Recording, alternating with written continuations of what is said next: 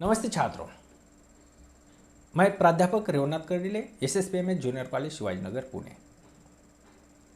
इस साल कोरोना महामारी के कारण हम आभासी मंच से जुड़े हुए थे, ऑनलाइन प्रक्रिया के माध्यम से। ऑनलाइन प्रक्रिया के माध्यम से अंतर्जाल के माध्यम से हम लोगों ने इस साल की पूरी पढ़ाई की है। आपके मन में बहुत सारी शंकाएं हैं कि इस साल परीक्षा होगी या नहीं होगी। अगर परीक्षा होगी तो कृति पत्रिका हिंदी विषय की किस प्रकार रहेगी, हमें मार्क्स मिलेंगे या नहीं मिलेंगे। 25% जो भी भाग कट हुआ है, पाठ्यक्रम की कटौती हो गई है, उसमें आपको जानकारी मिली भी है, लेकिन फिर भी आपके मन में बहुत सारी शंकाएं हैं। कृति पत्रिका या उत्तर पत्रिका लिखते समय हमारे हाथों से कौन कौन सी गलतियां होती हैं और वह गलतियां किस प्रकार सुधारनी चाहिए, और हिंदी विषय में हमें ज़्यादा से ज़्यादा अंक किस प्रकार मिल सकते हैं।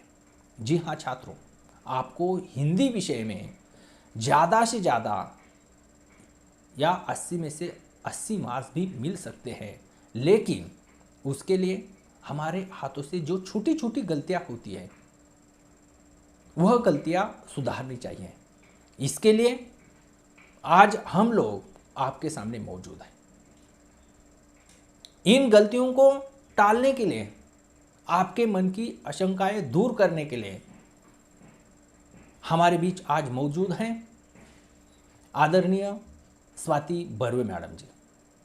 आदरणीय स्वाति बर्वे मैडम जी मराठवाड़ा मित्र मंडल कॉलेज में पिछले 30 सालों से अध्यापन का कार्य कर रही है। आदरणीय स्वाति बर्वे मैडम जी पिछले 13 सालों से मुख्य नियामक के रूप में पुणे विभागीय बोर्ड में काम कर रही हैं। पेपर शेटर के रूप में आदरणीय स्वाति बर्वे मैडम जी काम कर रही हैं और इस साल सीएम के रूप में, चीफ मॉडरेटर के रूप में आदरणीय स्वाति बर्वे मैडम जी काम कर रही है।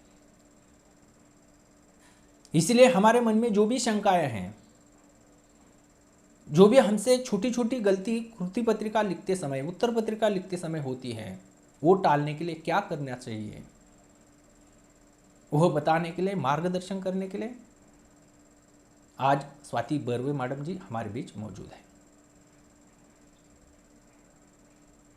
मैं आप सभी से विनती करता हूं कि वीडियो अंत तक देखिए, ताकि बीच बीच में जो भी छोटी छोटी गलतियां हैं जो हमारे हाथों से होती है और हमारे अंक कम होते हैं, वो टालने के लिए क्या करना चाहिए, कौन सी गलती होती है, इस पर बहुत ही बढ़िया ढंग से आदरणीय बर्वे मैडम जी ने मार्गदर्शन किया है, जो आपके लिए बहुत ही उपयुक्त है।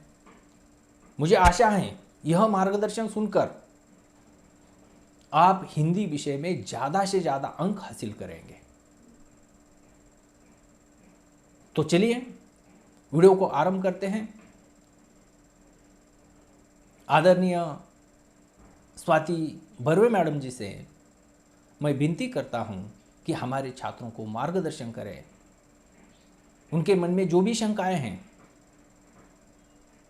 इस कोरोना महामारी के कारण एक साल हम लोग आभासी मंच से ही जुड़ रहे हैं, इसलिए आपके मन में बहुत सारी शंकाएं हमें मालूम है, लेकिन यह वीडियो देखकर आदरणीय बर्वे मैडम जी का मार्गदर्शन सुनकर निश्चित ही आपकी सभी शंकाएं दूर होगी। तो चलिए वीडियो को आरंभ करते हैं। मैं स्वाति बर्वे मैडम जी से विनती करता हूं कि हमारे छात्रों को मार्गदर्शन कराएं। आदरणीय स्वाति बर्वे मैडम। नमस्ते छात्रों। सबसे पहले आप सभी छात्रों को मेरी तरफ से नव वर्ष की शुभेच्छाएं। चाहती हूँ कि कोविड की वजह से हमने जिन जिन परेशानियों को झेला है, वह सारी परेशानियाँ बस अब यही ख़त्म हो जाए और नया वर्ष हमारे लिए अत्यानंदित हो। कोविड का साल था और 12वीं में हम पढ़ रहे थे। थोड़ी सी मन में आशंकाएं थी कि क्या इस पाठ्यक्रम में बदलाव हो चुका था, तो क्या हम पढ़ पाएंगे। कई वजह थी कि क्लासेस कक्षाएं नहीं हो पा रही थी, आभासी माध्यम से, ऑनलाइन के माध्यम से हम पढ़ तो रहे थे। तो फिर क्या ये संभव है कि हम ठीक तरह से पढ़ पाए हैं या नहीं, अंक मिलेंगे कि नहीं, अनेक अनेक अनेक आशंकाएं मन में थी। उसमें से कृति पत्रिका में भी इस साल बदलाव हो चुका था और इसलिए आशंकाओं से हमारा मन भर चुका था। लेकिन मेरे प्यारे छात्रों, एक बात मैं ये दावे के साथ कह सकती हूँ कि नहीं, इन आशंकाओं को अपने मन से हटा दीजिए। पाठ्यक्रम बहुत आसान है। जो कृति पत्रिका में बदलाव आ गया है, बस उसका एकमात्र उद्देश्य ये है कि आपको पहले से भी ज़्यादा अंक मिल सके और इसलिए निश्चिंता निडर होकर परीक्षा हमें देनी है, यह बात पक्की कर लीजिए। अब दूसरा सवाल आपके मन में था कि क्या ये परीक्षा होगी? उसका भी उत्तर मैं देना चाहती हूँ कि संभावना है कि अप्रैल के अंतिम हफ्ते में या फिर मई के प्रथम हफ्ते में आपकी परीक्षाएं होने जा रही है। लेकिन आपको करना क्या है? अभी परीक्षा के लिए जुट जाना है, परीक्षा की तैयारी में लगना है। और फिर करना क्या है? तो हमारे पाठ्य पुस्तक के पृष्ठ क्रमांक 1 से लेकर पृष्ठ क्रमांक 110 तक हमें सारे पन्ने ध्यानपूर्वक पढ़ने हैं और अगर हम ऐसा कर लेते हैं तो निश्चित रूप से अंक पाना बहुत आसान हो जाएगा। मैं आपसे कुछ बात करने जा रही हूँ और इसलिए अगर आपको ज़रूरत हो तो फिर पेन कागज़ साथ में रख लीजिए और आवश्यकतानुसार उसे लिख लीजिए। हमारे पाठ्यक्रम में से हम जानते हैं कि कोविड के कारण थोड़ी सी दिक्कतों का सामना करना पड़ा है और इसलिए पाठ्यपुस्तक मंडल ने, बोर्ड ने ये तय कर दिया कि इसमें से ये पाठ्यक्रम जो भी हमारे लिए नियुक्त कर दिया गया है, उस निर्धारित पाठ्यक्रम में से कुछ पाठ्यक्रम हम हटा देंगे ताकि छात्रों को आसानी हो जाएगी। और इसलिए इस साल के लिए सिर्फ क्या कर दिया है तो 25% जो पाठ्यक्रम है उसे हटाया गया है, वो भी आप जानते हो। लेकिन फिर एक आवृत्ति के कारण मैं आपको वो भी बताने जा रही हूँ। जो पाठ्यक्रम हटाया गया है उनमें से गद्य के 2 पाठ है, उनमें से पाठ क्रमांक 2 है निराला भाई और पाठ क्रमांक 11 है कोख जाया। फिर पद्य में 2 पाठ हटाए गए हैं जिनमें से पाठ क्रमांक 3 है सच हम नहीं सच तुम नहीं, पाठ क्रमांक 12 है लोकगीत और व्यावहारिक हिंदी में पाठ क्रमांक 18 है जो है प्रकाश उत्पन्न करने वाले जीव। इन 5 पाठों को हमारे पाठ्य पुस्तक में से हटाया गया है। मतलब हमारी कृति पत्रिका में इन 5 पाठों पर सवाल पूछे जाने वाले नहीं हैं, ठीक है। लेकिन देखो कि निराला भाई इस पाठ के पृष्ठ क्रमांक 11वें पन्ने पर रस दिए गए हैं, उन रसों को हमें पढ़ना है। या तो फिर 10वें पन्ने में आपको जो समानार्थी शब्द दिए गए हैं उन समानार्थी शब्दों को भी हमें पढ़ना है, ठीक है। तो इन पाठों को हटाया गया है, लेकिन स्वाध्याय में से लघुत्तरी सवाल नहीं, दीर्घोत्तरी सवाल नहीं, या तो फिर कोई भी गद्यांश इस पाठ पर पूछे जाने वाला नहीं, पद्यांश पूछा जाने वाला नहीं। लेकिन ये जो व्याकरण पर आधारित कुछ सवाल है, या तो फिर समानार्थी शब्द है, विलोम शब्द है, विरोधार्थी शब्द है, तो इन शब्दों को पूछा जा सकता है। जैसे मैंने उदाहरण दिया कि पृष्ठ क्रमांक 11 पर रसों के उदाहरण है, तो इन रसों के उदाहरणों को पूछा जाएगा, जा सकता है नहीं जाएगा। और इसलिए बस इतना ही अध्ययन हमें इन हटाए गए पाठों पर करना है।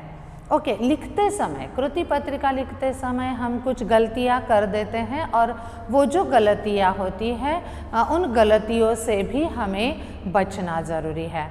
अब वो गलतियां कौन सी है? जिन गलतियों का सामना हम अध्यापक, हम परीक्षक हर साल करते हैं, और वो ये है कि गद्य, पद्य या तो फिर विशेष अध्ययन और फिर व्यावहारिक हिंदी, इन पाठों पर आपको जो भी आकृतियाँ दी गई है उनका आकार कोई भी हो, ठीक है, लेकिन आकृतियाँ दी जाती है कृति पत्रिका में, और आपसे ये कहा जाता है कि आकृतियाँ जो है उन आकृतियों में ही आपको उत्तर पत्रिका में उसके जवाब देने हैं।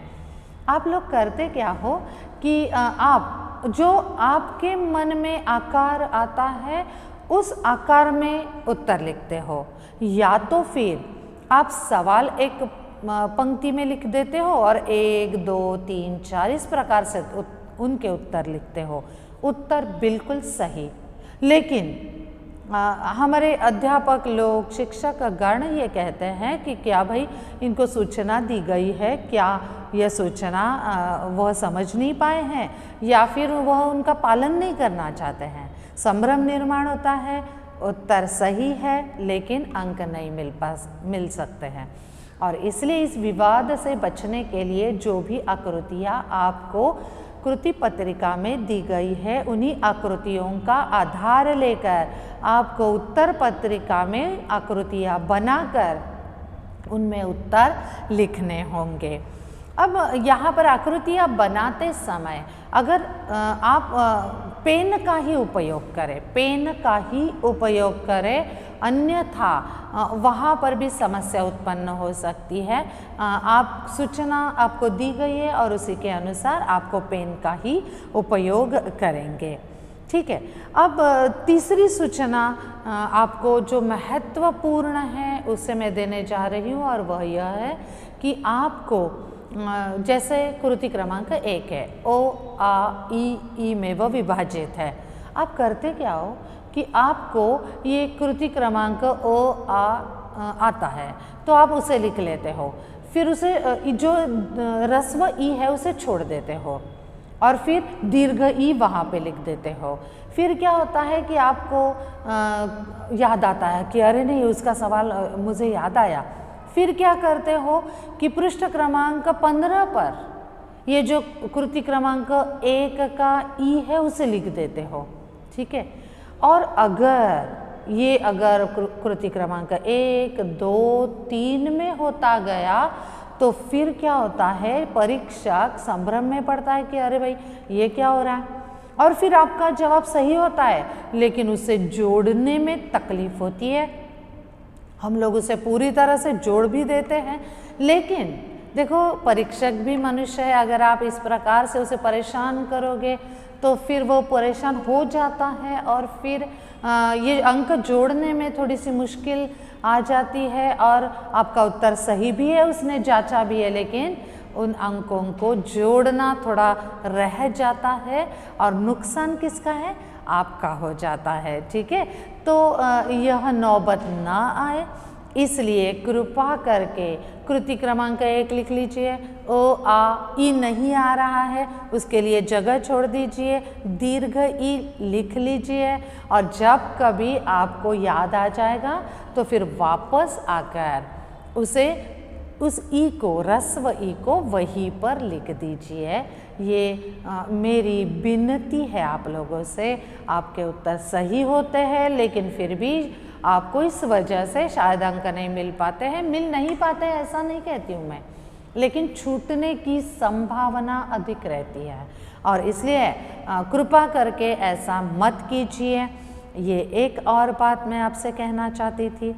अब थोड़ा सा जो कृति पत्रिका आप जानते हो, लेकिन फिर भी एक बार मैं उसे संक्षिप्त में, थोड़ी सी जल्दी में हम उसे पढ़ लेते हैं ताकि कृति पत्रिका एक बार हमारी समझ में एक दोहराई जाएगी, और कुछ नहीं होगा, लेकिन उसे हम पढ़ लेते हैं। तो चलो हमारा कृति पहली जो है वह है गद्य विभाग, 20 अंकों के लिए ये विभाग है। जिन पाठों को हमने हटा दिया है इसलिए क्या हो गया कि इस बार हमें इस साल के लिए सिर्फ 4 पाठ है, गद्य विभाग में सिर्फ 4 पाठ अभ्यास के लिए, अध्ययन के लिए बचे हुए हैं। तो वहाँ पे एक परिच्छेद दिया जाएगा, ये ओ है, परिच्छेद दिया जाएगा, उस पर आकलन, शब्द संपदा और अभिव्यक्ति, ये 3 सवाल पूछे जाएंगे। आकलन में 4 घटक होंगे और फिर आपको इनके चारों जवाब देने होंगे। हर घटक के लिए आधा अंक होगा और कुल मिलाकर 2 अंक होंगे। शब्द संपदा वही बातें हैं, 4 घटक, 4 जवाब और हर किसी के लिए आधा अंक और फिर 2 अंकों के लिए ये शब्द संपदा। अभिव्यक्ति है, अभिव्यक्ति जिसे आप स्वमत भी कह सकते हो, तो ये है 40 से 50 शब्दों में आपको अपना मत देना है। मतलब क्या है, देखो छात्रों की 40 से 50 शब्द, मतलब क्या है कि आप पहले से ही तय कर लीजिए कि 40 से 50 शब्द मतलब क्या है, उसे गिनना नहीं है, गिनना नहीं है। तो आप तय कर लीजिए कि एक पंक्ति में फुल स्केप पेपर है, ठीक है, तो एक पंक्ति में मेरे 6 शब्द आते हैं, 7 आते हैं, 8 आते हैं, पहले से ही तय कर लीजिए और फिर उनके अनुसार आप पंक्तियाँ तय कर लीजिए, शब्दों को गिनना नहीं। शब्दों की पाबंदी, चाहे वह लघुत्तरी हो, दीर्घोत्तरी हो, अभिव्यक्ति हो, तो शब्दों की पाबंदी किस लिए है कि माना कि आप लोग बस 40 से 50 शब्द, मतलब 7 शब्द एक पंक्ति में गिन लिए तो 7 या 8 पंक्तियाँ। अगर आप 10 पंक्तियों तक लिखते चले जाते हैं तो समय की बर्बादी। दूसरी बात यह है कि अनावश्यक मद्दों को आप लिखते चले जाओगे तो फिर ज़रूरी नहीं है ना, तो समय भी बर्बाद होगा और अंक भी, जो दूसरा सवाल आप लिखने वाले हो तो उसके लिए कम समय मिलेगा तो उसके अंक चले जाएंगे। इसलिए समय की पाबंदी है, इसलिए शब्दों की पाबंदी है, ठीक है। तो फिर इसे आपको 7 से 8 पंक्तियों में आपका मत व्यक्त करना है, 2 अंक यहाँ पर मिलने वाले हैं। यहाँ पर आ है, फिर से एक परिच्छेद दिया जाएगा, वही जो अ में है, आकलन, 4 घटक, आधा अंक, 2 आधा अंक मिलेगा और कुल मिला के 2 अंक। शब्द संपदा वही 4 घटक, चारों के जवाब लिखने हैं, देने हैं जवाब और फिर आपको 2 अंक मिलेंगे। अभिव्यक्ति फिर से वही 7 से 8 पंक्तियाँ, गिनना नहीं है, ठीक है, और अपना मत व्यक्त करना है। यहाँ पर मैं अभिव्यक्ति के बारे में कुछ बताना चाहती हूँ। आप क्या करते हो कि अभिव्यक्ति देते समय, ये आपका मत है तो आपका मत सही है जो आपका है, लेकिन इसमें क्या होता है कि कभी कभार आप किसी पर व्यक्तिगत रूप से टीका टिप्पणी कर देते हो, किसी के बारे में भला बुरा कह देते हो, तो ये मत कीजिए, ये विवाद का मुद्दा हो सकता है और इसलिए कृपा करके इस प्रकार का मत दीजिए। जो मत आपको देना है दे दीजिए, लेकिन उसके लिए ठोस सबूत, पूरा विश्वास होना चाहिए और तभी आप अपना मत दे सकते हो। अन्यथा बिना वजह विवाद में मत पड़िए, उलझन में मत पड़िए और इसलिए अपनी सत विवेक बुद्धि का इस्तेमाल करते हुए आपको ये जो स्वमत है, अभिव्यक्ति है, उसका उत्तर ज़रूर देना है। तो ये 2 परिच्छेद थे गद्य विभाग पर। जाहिर है, स्पष्ट है कि यहाँ पर 2 पाठों पर 2 परिच्छेद होंगे, कुल मिलाकर पाठ है 4 और 2 पाठों पर यहाँ परिच्छेद दिए गए हैं। पाठों पर या परिच्छेदों पर अंकों को पाना बिल्कुल आसान है, बिल्कुल आसान है। यहाँ पर कोई भी परिच्छेद हो, ध्यानपूर्वक पढ़ दीजिए। सवाल जो पूछा गया है उसे समझ लीजिए क्या पूछा गया है, उत्तर अपेक्षित क्या है, और बस उसी को ढूंढिए और उसी को लिखिए। एक बार परिच्छेद ध्यानपूर्वक पढ़ने के बाद में सवाल जब आप समझ जाओगे, आसानी से उसके अंक आप प्राप्त कर सकोगे, उसका उत्तर आप आसानी से लिख सकोगे। ये सारे के सारे अंक आपके हैं, ठीक है। तो इसलिए परिच्छेद को पढ़ना बहुत आवश्यक है। और आपने पाठ तो पढ़ा ही है, तो फिर परिच्छेद को समझना बिल्कुल आसान है। फिर भी परिच्छेद को ध्यानपूर्वक पढ़ लीजिए। अब ओ हो गया, आ हो गया, ई आते हैं। ये ह्रस्व ई है। लघुत्तरी सवाल पूछे जाएंगे, 3 में से 2 सवाल लिखने हैं, 60 से 80 शब्दों में लिखना है, मतलब 11 से 12 पंक्तियों में उसका उत्तर लिखना है, और उसके लिए भी 6 अंक है, ठीक है। फिर से बताती हूँ, लघुत्तरी जो या दीर्घोत्तरी जो भी सवाल आपको लिखने होंगे, उसके लिए आपको पाठों का सूक्ष्मता से अध्ययन करना अत्यंत आवश्यक है। क्योंकि जब आप इस लघुत्तरी या दीर्घोत्तरी को लिखते हो, उस समय मद्यों के अनुसार परिच्छेद बना लीजिए। लघुत्तरी है तो फिर 2 परिच्छेदों में लिख दीजिए, दीर्घोत्तरी है 3 परिच्छेद बना लीजिए। लेकिन ये सारे परिच्छेद आपको मुद्दों के अनुसार बनाने हैं, ठीक है, और मुद्दों का स्पष्टीकरण देना है। मुद्दे आपके पास अगर स्पष्ट है तो फिर आप आसानी से इन लघुत्तरी और दीर्घोत्तरी सवालों के जवाब लिख सकते हो। उसके लिए ज़रूरी क्या है छात्रों, तो हर पाठ के नीचे जो भी ये स्वाध्याय दिया गया है, उस स्वाध्याय में से जो लघुत्तरी है, दीर्घोत्तरी है, उन सवालों को आप रट लीजिए। परीक्षा में पहली बार ये सवाल देखने से अंक मिलने वाले नहीं है आपको। तो आपको करना क्या है, बहुत समय है, अप्रैल के अंत तक आपके पास समय है। अब पोर्शन जो पाठ्यक्रम है हो चुका है आपका, हम लोग 15 जून से पढ़ रहे हैं, तो फिर आपके पास समय है। आसानी से आप इन सवालों के मद्दों को अभी निकाल दीजिए, उनको पंक्तियों में बांट दीजिए और फिर उसे पढ़ लीजिए, रट लीजिए। समय आपके पास है और ऐसा करने से आपको आसानी से अंक मिल सकते हैं, ठीक है। अब आते हैं दीर्घ ई, जहाँ पर एक वाक्य में आपको उत्तर देने हैं।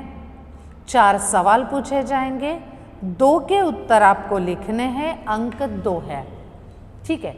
अब ये सवाल कौन से होंगे, साहित्य पर जो सवाल पूछे गए हैं, मतलब क्या है, लेखक का परिचय, लेखक की कृतियाँ, पाठ के बारे में कुछ, ये जो जानकारी आपको दी गई है, उन्हीं में से आपको ये सवाल पूछे जाने वाले हैं। तो चलते चलते पाठ पढ़ने से पहले ये जो सारी जानकारी है, इस सारी जानकारी को आपको पढ़ना है, ठीक है। सवाल कहाँ से पूछे जाएंगे, ये सारे जो गद्य, दीर्घ गद्य विभाग पर दीर्घ ई के सवाल है, पद्य विभाग पर दीर्घ ई के जो सवाल है, ये सारे 4 सवाल, मतलब 4 अंकों के सवाल जाओ आपको लिखने हैं। वो सारे के सारे सवाल पाठ के स्वाध्याय में जो सवाल दिए गए हैं, उन्हीं में से पूछे जाएंगे। और इसलिए आपको स्वाध्याय को, बार बार कह रही हूँ कि स्वाध्याय को रट लीजिए। सिर्फ 4 पाठ है आपके लिए गद्य के, तो रट लीजिए इन्हें। आसानी से ये सारे के सारे अंक आपके ही है, अगर आप इस पद्धति से पढ़ाई करते हैं तो। ओके, तो ये है कृति क्रमांक 1 जो गद्य विभाग पर आधारित है, ओ, आ, ई और दीर्घ ई, ठीक है।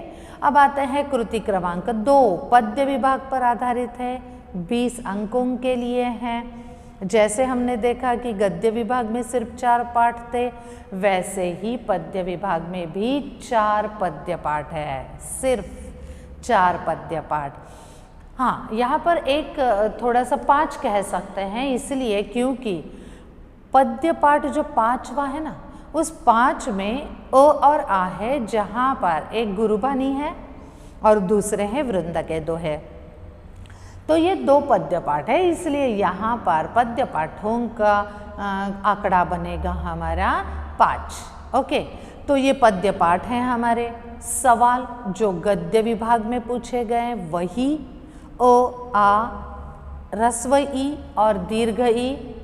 जैसे गद्य विभाग में अ और आ पर आपको गद्यांश पूछे गए थे, वैसे ही इस कृति क्रमांक 2 पद्य विभाग में आपको अ और आ में पद्यांश पूछे जाएंगे।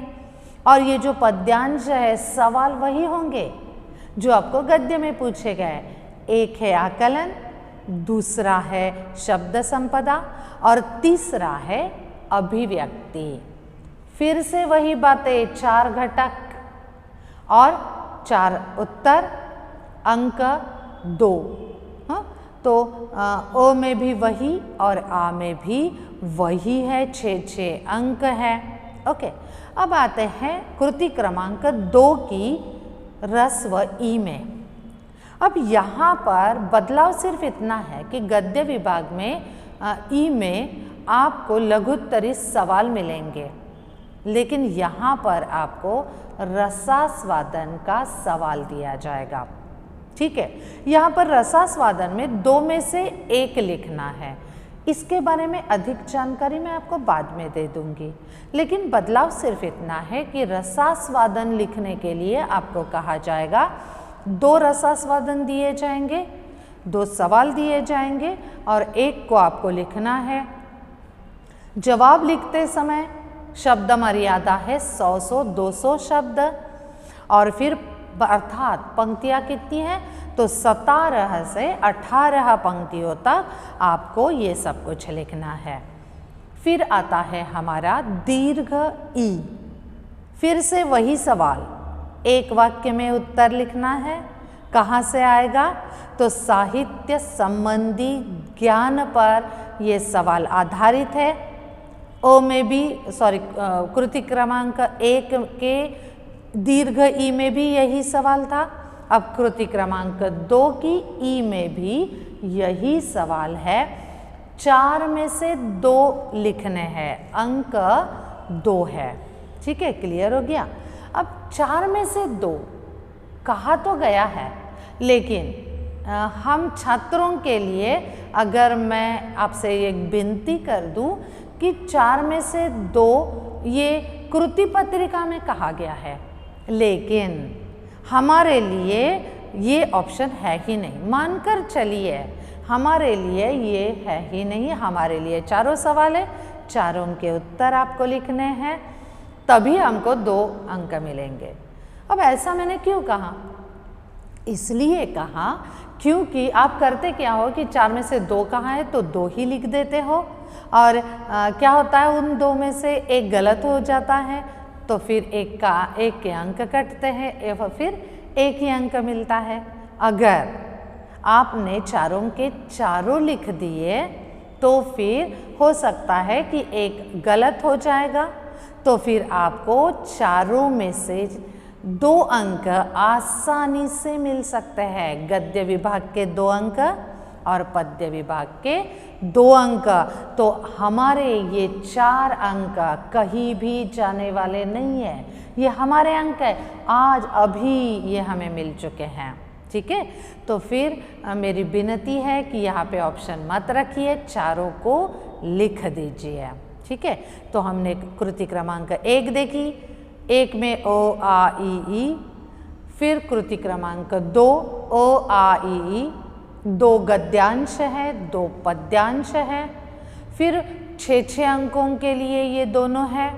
फिर आते हैं ह्रस्व ई, गद्यांश में लघुत्तरी उत्तर लिखने हैं आपको, और पद्यांश में आपको रसास्वादन लिखना है। दीर्घ ई में वही सवाल है, साहित्य संबंधी ज्ञान पर आधारित सवाल है, 4 में से 2 लिखने हैं। ओके, अब आते हैं कृति क्रमांक 3 पर, जहाँ पर ये कृति क्रमांक 3 हमारा ये जो विशेष अध्ययन है और जहाँ पर सिर्फ और सिर्फ एक ही पद्य पाठ है, 10 अंकों के लिए ये विभाग है। ठीक है, तो फिर 10 अंकों के लिए एक ही पद्य पाठ और सवाल सिर्फ 2, ओ और आ। ओ में क्या है, फिर से पद्यांश, पद्यांश मतलब वही आकलन, शब्द संपदा और फिर अभिव्यक्ति। ओके, तो ये 6 अंकों के लिए ये पद्यांश पूछा जाएगा और आ में लघुत्तरी सवाल है, 2 में से 1 लिखना है, 80 से 100 शब्दों में लिखना है, शब्द गिनने नहीं है, अर्थात 9 से 10 पंक्तियों में उसे हमें लिखना है, मुद्दों को परिच्छेदों में बांटकर लिखना है। लघुत्तरी है तो हमारे 2 परिच्छेद बनेंगे, अगर दीर्घोत्तरी है तो 3 परिच्छेद बनेंगे और इसके लिए अंक है हमें 4। ओके, तो ये हो गया हमारा कृति क्रमांक 3। देखो ये एकमात्र पाठ है कनुप्रिया, और फिर ये पाठ कृष्ण और राधा से संबंधित है और हम ये राधा कृष्ण को बहुत अच्छी तरह से जानते हैं, समझते हैं और ये हमें अच्छे भी लगते हैं और बस उन्हीं के लिए, उन्हीं पर आधारित ये पाठ है। सिर्फ यहाँ पर नायिका प्रधान पाठ है तो यहाँ पर हमें कनु कृष्ण कहीं भी दिखाई नहीं देता, तो राधा के माध्यम से हमें कनु की पहचान यहाँ पर मिलती है। तो बहुत आसान पाठ है और हमने बड़े चाव के साथ, बड़ी रस लेकर हमने इस कनु प्रिया को पढ़ लिया है।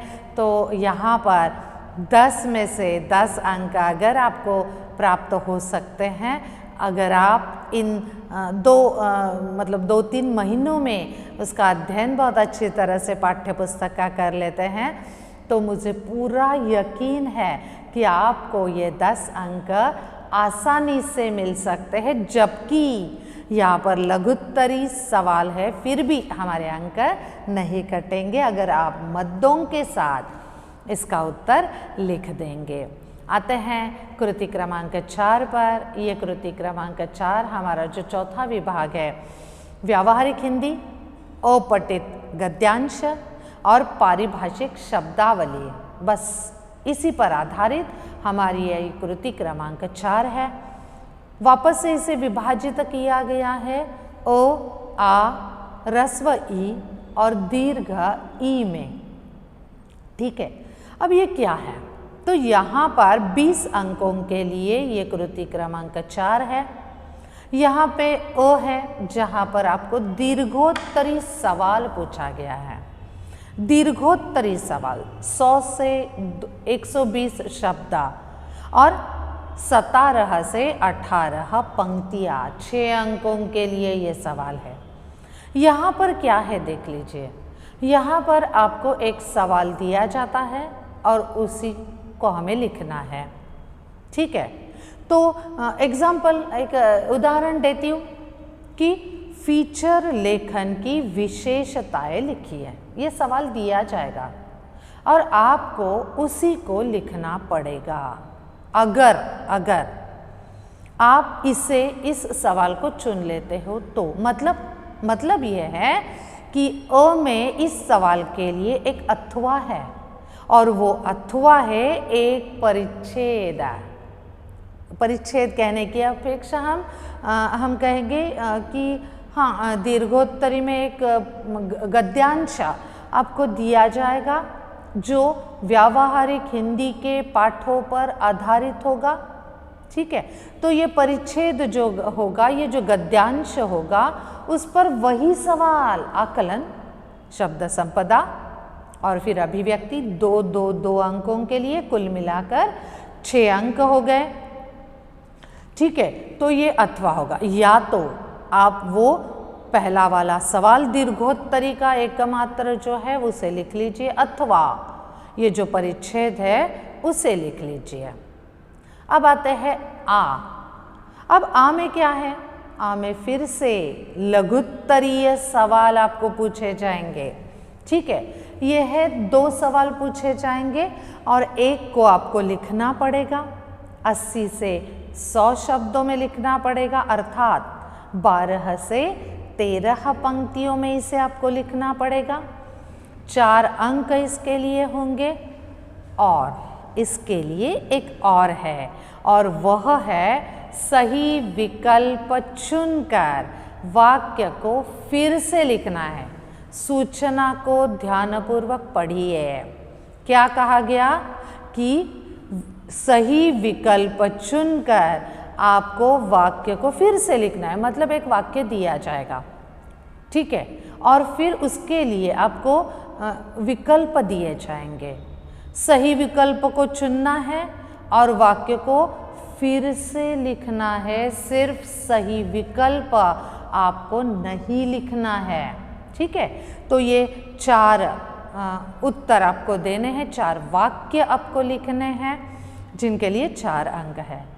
अब आप पर निर्भर है कि आप लघुत्तरीय लिखोगे या फिर 4 वाक्य लिखोगे। आप पर निर्भर है कि आप अ में से दीर्घोत्तरी लिखोगे या फिर परिच्छेदों में पूछे गए सवालों के जवाब दोगे, ठीक है। अब आते हैं कृति क्रमांक 4 की रस व ई पर। इस ई में अपठित परिच्छेद आपको दिया जाएगा। आपकी कृति पत्रिका में होने वाला ये एकमात्र अपठित परिच्छेद है। मतलब अपठित मतलब जो आपके पाठ्य पुस्तक में नहीं है, जो आपने पढ़ा नहीं है, वह परिच्छेद, ठीक है। कहाँ से आएगा ये?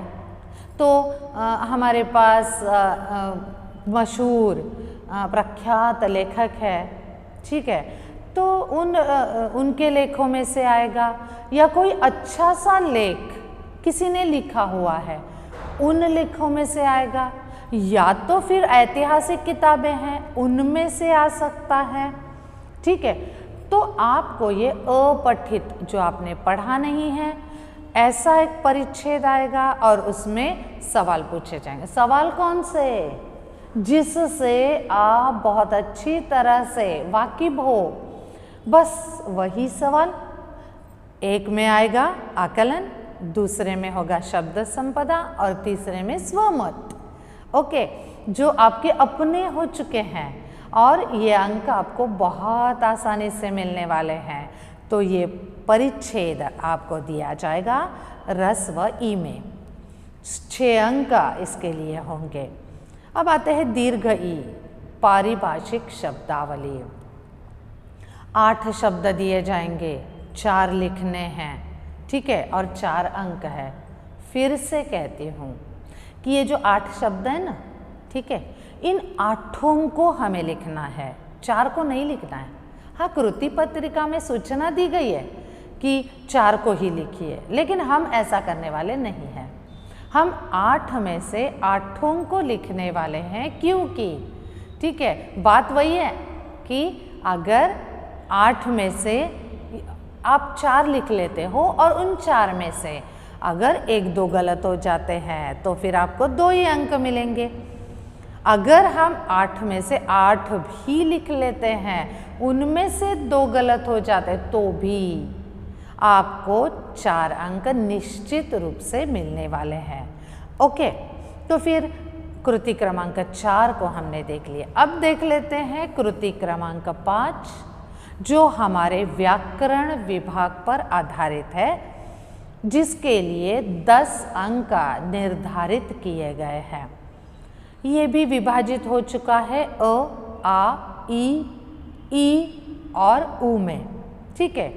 अ में है काल परिवर्तन, आ में है अलंकार, रस व ई में है रस, दीर्घ ई में है मुहावरे और उ में है वाक्य शुद्धिकरण।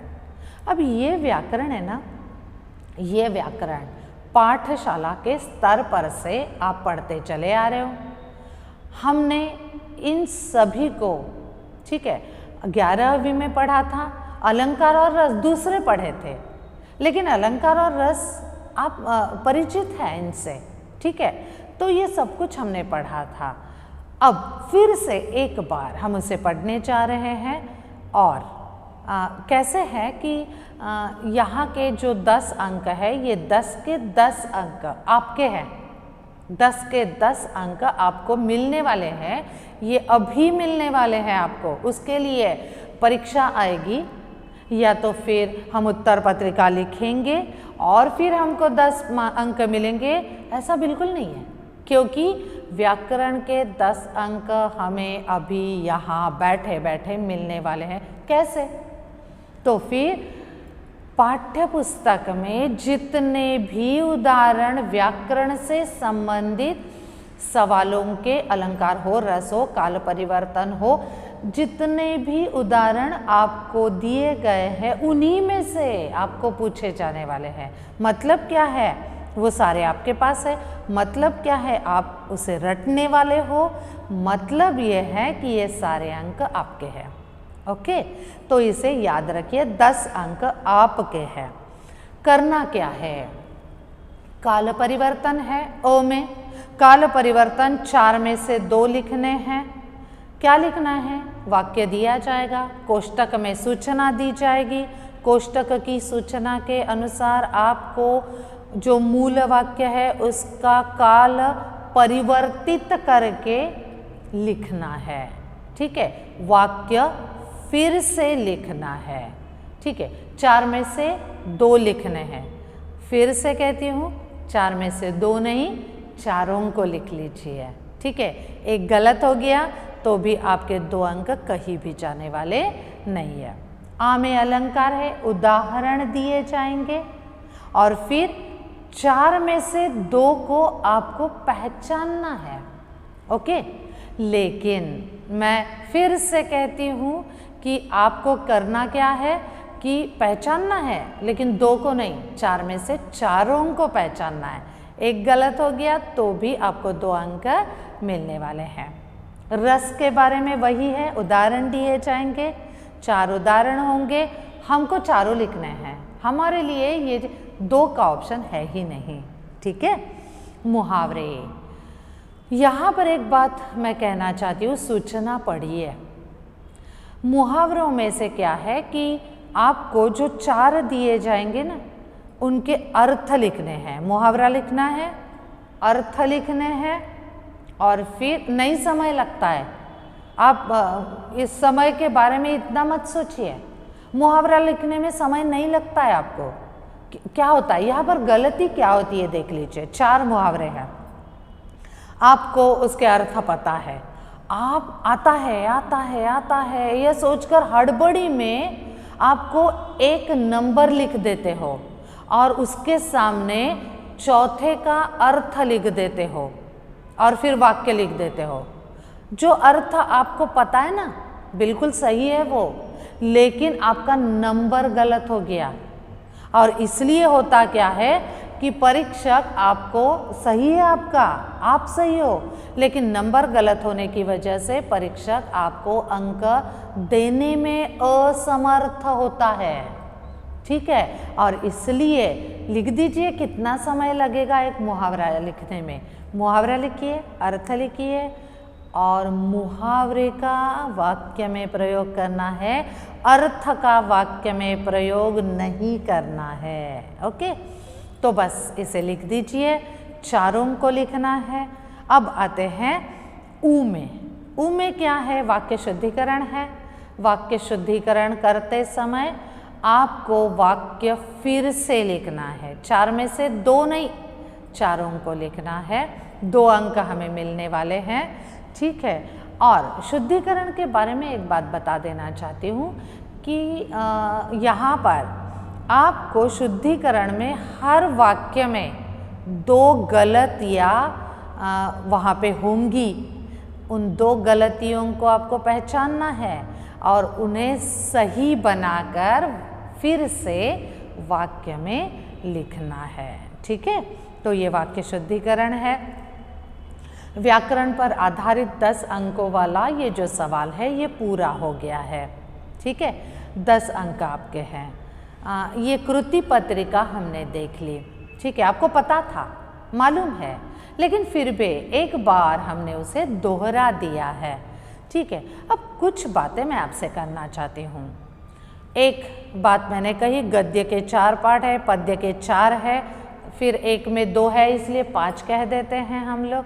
लेकिन हर पाठ पर आपको सवाल पूछा जाने वाला है। मतलब ये है, हर पाठ को आपको बहुत बारीकी से पढ़ना है, क्योंकि लघुत्तरी और दीर्घोत्तरी की बात हमने की, तो यहाँ पर आपको लघुत्तरी और दीर्घोत्तरी को लिखने के लिए पाठ की जानकारी का होना अत्यावश्यक है, और इसलिए आपको पाठों का अध्ययन बारीकी से करना होगा, चाहे वह गद्य का हो, पद्य का हो, व्यावहारिक का हो, ठीक है, विशेष अध्ययन का हो, बहुत बारीकी से उसे पढ़ लीजिए। ठीक है, फिर क्या है कि गद्य में आपको परिच्छेद दिए जाएंगे, पद्य में परिच्छेद दिए जाएंगे।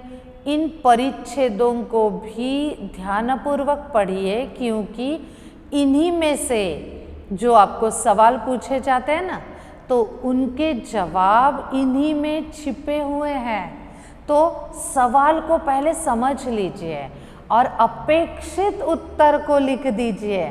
नहीं तो फिर से बताती हूँ, आप ये लगता है आपको अरे कितना आसान है, बहुत आसान है, तो फिर आप हड़बड़ी में उत्तर लिख देते हो।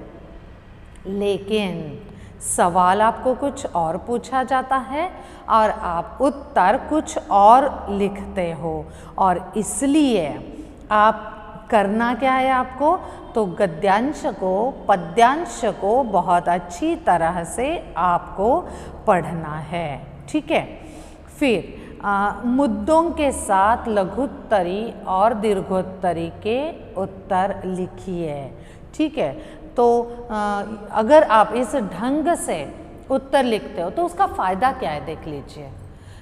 फ़ायदा ये है कि आपने लघुत्तरी का या दीर्घोत्तरी का उत्तर लिख दिया, मद्दों के साथ लिख दिया, लेकिन क्या होता है कि चलते चलते अगर उन मुद्दों को आप अधोरेखित कर देते हो तो परीक्षक को मुद्दों को समझना आसान हो जाता है, और परिच्छेदों में लिखते हो तो फिर और भी आसान हो जाता है, और अंक देने में बहुत आसानी होती है।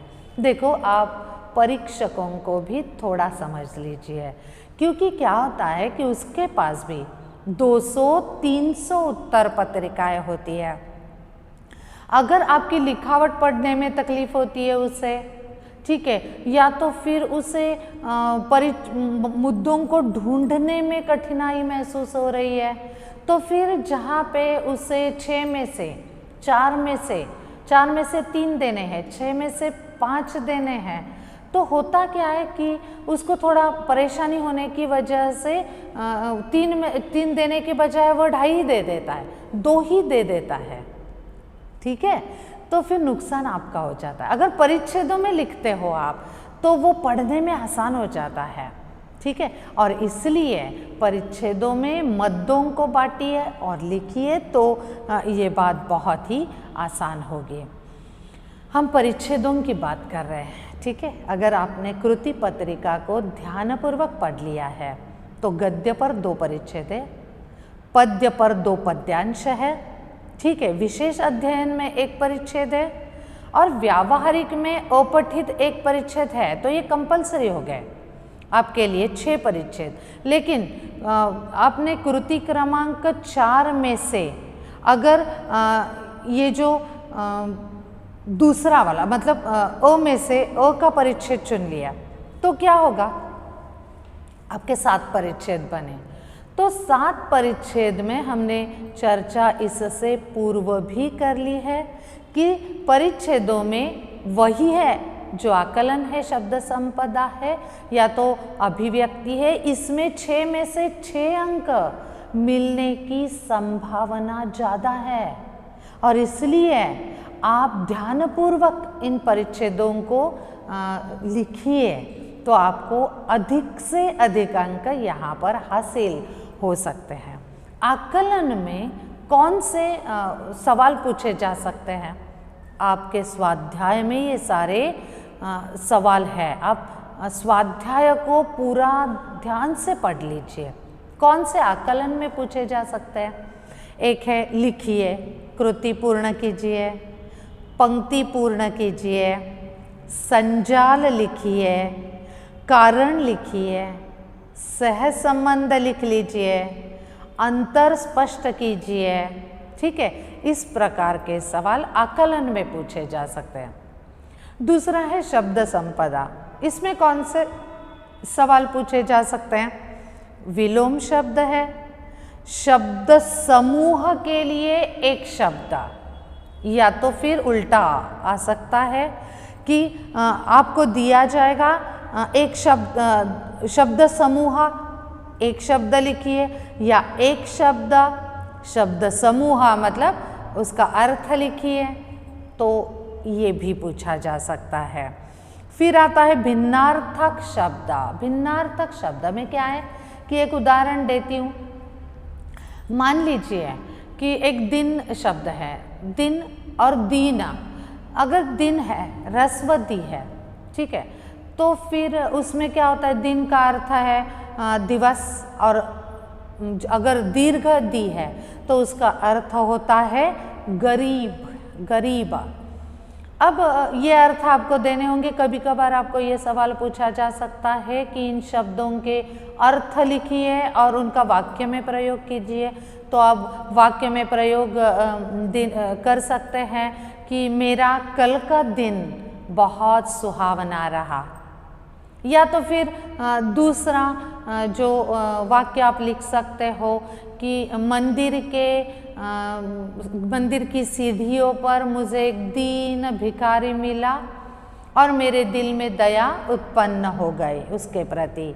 तो ये वाक्य लिख सकते हो। तो जो भी दिया गया है उसे ध्यानपूर्वक पढ़िए और उसे हल कीजिए।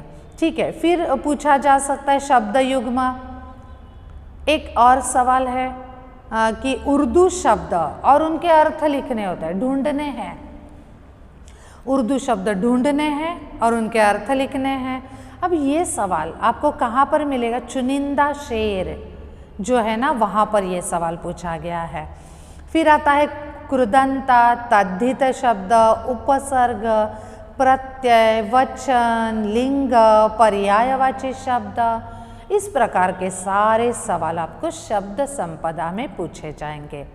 स्वमत के बारे में, अभिव्यक्ति के बारे में हमने चर्चा की है। सत विवेक बुद्धि को जागृत रखते हुए हमें इसको लिखना है।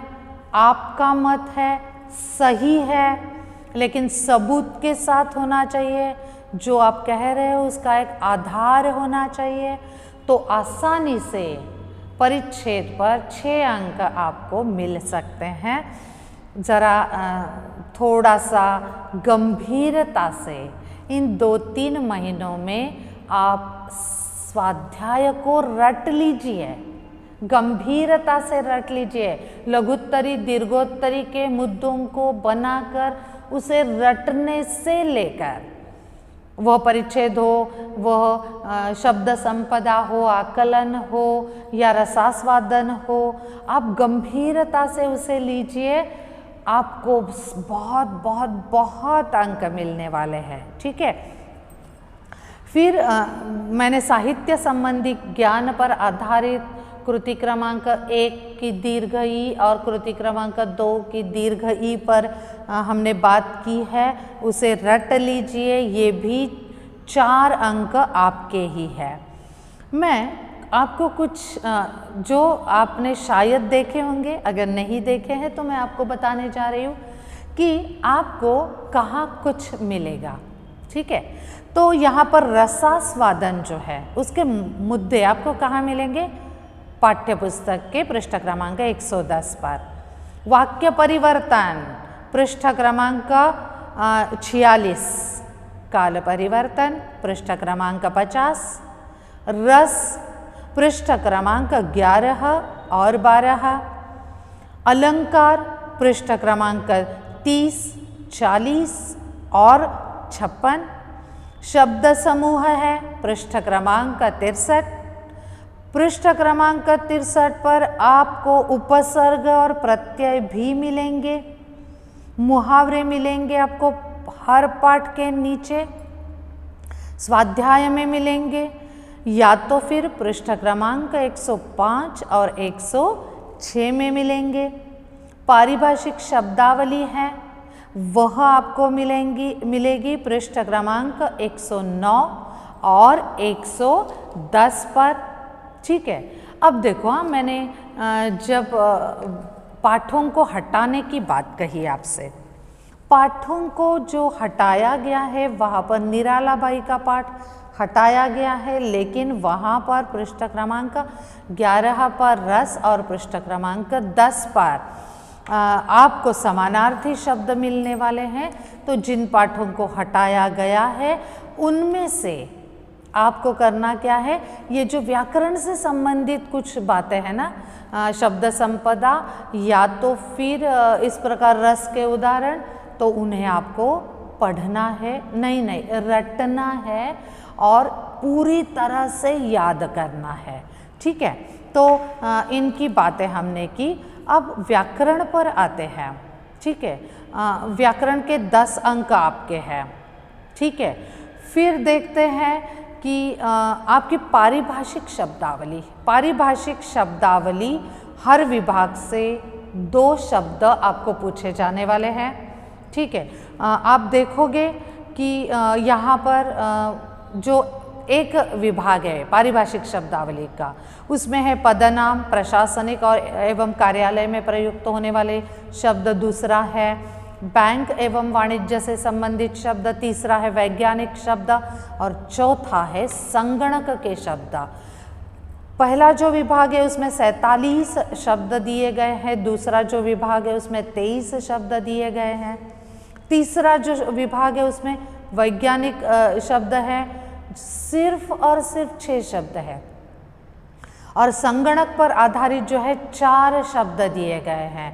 मैंने अभी आपसे कहा कि हर विभाग पर 2 शब्द है, मतलब 6 में से 2 शब्द है, 4 में से 2 शब्द है, तो विभाग जो 3 और 4 है पूरा रट लीजिए, थोड़े ही शब्द पूरा रट लीजिए, और विभाग 1 और 2 में से पूरा अध्ययन कर लीजिए।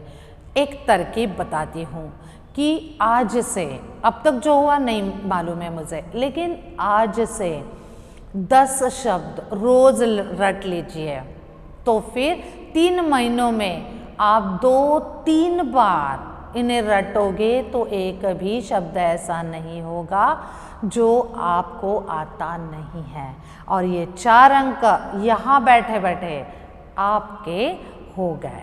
ठीक है, फिर ऑप्शन मैंने कहा कि आप व्याकरण में, एक वाक्य में, उत्तर में, ठीक है, तो ये शब्द लिखने में ऑप्शन मत लीजिए, सारे कंपलसरी है, सारे करने हैं, ये मान लीजिए, तभी आपको अंक मिलना बहुत ही आसान हो जाएगा। ठीक है, अब रसास्वादन का एक मुद्दा है। रसास्वादन में आपको 4 मुद्दे दिए जाते हैं। ठीक है, रचनाकार का नाम, पसंद की पंक्तियाँ, पसंद आने का कारण और केंद्रीय कल्पना। ठीक है, रसास्वादन में एक पंक्ति दी जाती है, 2-4 पंक्तियाँ दी जाती हैं और कहा जाता है कि इनका रसास्वादन कीजिए इन मुद्दों के आधार पर। ठीक है, ओके।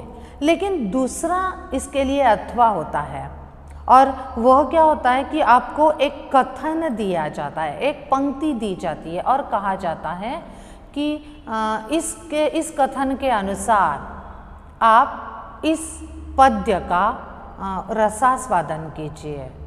तब आप क्या करोगे, जबकि मुद्दे आपके पास नहीं है। उस समय आपको ये जो पहले 4 मुद्दे दिए गए हैं उन मुद्दों का आधार लेते हुए रसास्वादन करना है। उदाहरण के तौर पर हम एक लेते हैं कि पेड़ हौसला है, पेड़ दाता है, इस कथन के आधार पर रसास्वादन कीजिए। पृष्ठ क्रमांक 40 पर ये सवाल है। ठीक है, तो इन मुद्दों का आधार लीजिए और क्या कर लेना है कि वहाँ पर आपको कोई रस मिलता है, रस का उदाहरण मिलता है, वहाँ पर अगर आपको कोई अलंकार मिलता है तो फिर उसका भी आधार लीजिए, उसे भी लिख लीजिए। और तीसरी बात यह है कि आप जो पंक्तियाँ पसंद आने का कारण देते हो ना, तो वह जो कारण है वह कारण स्पष्ट दीजिए। आपको वह जो पसंद आया है उसका सबूत दीजिए कि ये कारण है और इसलिए मुझे ये पसंद आया। जब आपका ये कारण परीक्षक को पसंद आएगा तब आंखें मूंद कर वह आपको अंक देगा। 3 के बदले 4 देगा, 4 के बदले 5 देगा और अंक आसानी से आपको मिल जाएंगे। और इसलिए मैं ये विनती करती हूँ कि थोड़ी सी लिखावट आपकी अच्छी हो, परीक्षक पढ़ सके ऐसी हो। ठीक है, मुद्दों के साथ परिच्छेद बनाकर आप उत्तर लिखिए। आकृति जैसी कृति पत्रिका में दी गई है वैसी लिखिए। ठीक है, एक प्रश्न, एक कृति एक पन्ने पर लिखिए। दूसरी कृति का आरंभ दूसरे पन्ने पर कीजिए, लेकिन एक कृति का आ इधर और ई और दीर्घ ई दूसरा कहीं, कृपया ऐसा मत कीजिए। ठीक है, तो अगर इन सूचनाओं का पालन आप करोगे, और सबसे महत्वपूर्ण सूचना पृष्ठ क्रमांक 1 से लेकर पृष्ठ क्रमांक 110 तक आप अगर पूरा पाठ्य पुस्तक पढ़ लेते हो तो एक भी सवाल ऐसा नहीं होगा जो परीक्षा कहीं और से ढूंढ कर लाएगा। एक भी नहीं होगा, एक भी नहीं। ठीक है, परीक्षक मजबूर हो जाएगा आपको अंक देने के लिए, उसे मजबूर बना दीजिए। लेकिन ये पृष्ठ सारा पाठ्य पुस्तक आपको बहुत बारीकी से ध्यानपूर्वक पढ़ना होगा। व्याकरण के 10 अंक आपके कहीं नहीं गए। गद्य पद्य ई पर जो सवाल है वो 4 अंक कहीं नहीं गए। ठीक है, फिर पारिभाषिक शब्दावली के 4 अंक आपके कहीं भी नहीं गए, तो ये 18 अंक हो गए। और फिर अगर आपके पास 7 परिच्छेद है, मैंने गिन के दिए थे आपको 7 परिच्छेद है, या एक को ऑप्शन में डाल देते हो तो भी 6 परिच्छेद आपके पास है, 7 मानकर चलिए। ठीक है, क्योंकि देखो कृति क्रमांक 4 मैं आपसे ये कहूँगी कि अ में दीर्घोत्तरी छोड़ दीजिए और वहाँ पर अथवा में जो परिच्छेद आपको दिया गया है उसे हल कीजिए। आ में लघुत्तरी को छोड़ दीजिए और फिर अथवा में जो सही विकल्प चुनकर वाक्य लिखना है उसे अपना लीजिए, उसे हल कर लीजिए। देखो, ये कहना एक शिक्षक होने के नाते गलत है, लेकिन देखो आप लोग, मैं जानती हूँ कि आज छात्र ज्ञानार्थी नहीं है। आज वो क्या देखता है कि मुझे अंक कहाँ से मिलेंगे। ठीक है, तो अंक आपको छात्रों परिच्छेद में मिलने वाले हैं, अ में, और आ में सही विकल्प चुनकर वाक्य जो लिखोगे ना वहाँ पर मिलने वाले हैं। और इसलिए मैं ये कह रही हूँ, मैं गलत हूँ, बार बार कहे जा रही हूँ कि मैं गलत हूँ। एक शिक्षक होने के नाते मुझे ये सलाह आपको कभी भी नहीं देनी है, लेकिन मैं दे रही हूँ क्योंकि अंत में हम अंकों के पीछे भाग रहे हैं, ज्ञान के पीछे शायद कम भाग रहे हैं, तो इसलिए आपको ये अपनाने हैं। तो अगर इन परिच्छेदों को हमने गिन लिया तो 35 अंक यहाँ पर परिच्छेदों के माध्यम से हमको 5 पकड़ लिए ना, हर परिच्छेद में 5 अंक। गलत हूँ, 6 अंक मिलने चाहिए, लेकिन 5 पकड़ लेते हैं तो भी आपको 53 अंक मिल जाएंगे। 6 अगर मिलते हैं तो 7 और जोड़ दीजिए तो फिर आपको 60 अंक यहाँ पर मिल जाएंगे। ये अंक आपके कहीं भी नहीं गए हैं, आपको मिलेंगे। कृपा करके पृष्ठ क्रमांक 1 से लेकर आपको 110 तक अत्यंत बारीकी से पाठ्य पुस्तक को पढ़ना है, स्वाध्याय को रट लेना है। पाठ्यक्रम कम हो गया है, आपके सिर पर अध्ययन का जो भार था वह कम हो गया है और इसलिए उसका फ़ायदा उठा लीजिए और फिर अधिक से अधिक अंकों को बटोरने की चेष्टा कीजिए। अंक आपके हैं, हमको मतलब परीक्षक को, मॉडरेटर को आप अंकों में कटौती करने की कोई मौका ही मत दीजिए।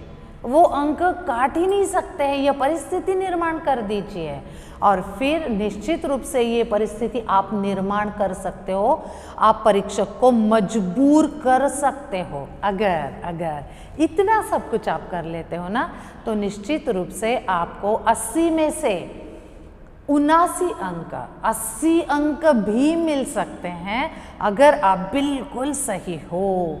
ठीक है, तो इतने अंक आप प्राप्त कर सकते हो। तो आज से लेकर 2-3 महीनों तक आप पूरी तरह से टूट पड़िए पाठ्य पुस्तक पर और इतने सारे अंक बटोर लीजिए।